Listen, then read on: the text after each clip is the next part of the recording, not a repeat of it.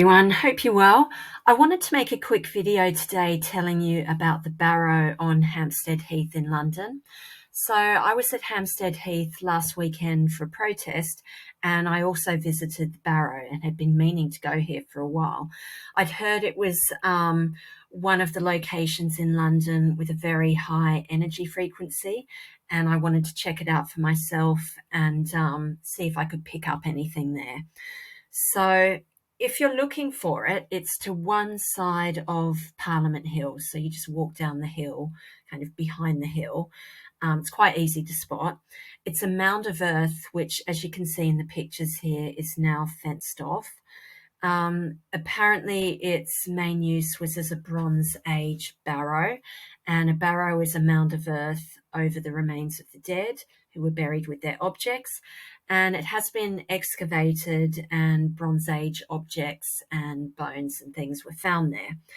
And the other aspect to it is that people who work with energy and earth energy in particular gather there and use this site, particularly on pagan days like solstices, equinoxes, to tune into the energy there.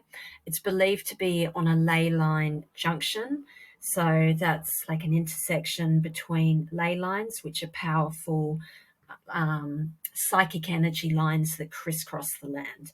So I went there knowing all of this with quite an open mind, just wanting to see what I felt. And I will say it does feel very magical there. The whole of the Heath is like that. The frequency is higher, but particularly in this location, I could feel it. There was an energy shift. And, you know, it's like this on Hampstead Heath anyway, because you leave the city and you just enter this ancient forest. I read a quote when I was researching it from someone called Amber Garnett, and I really agree with what she says. She said, "The Heath should be treated with respect. It has secrets to share if you have ears enough to listen." So if you're interested, I'd advise just going there, open, blank mind, and just see what you receive, because it is, like I say, very high frequency.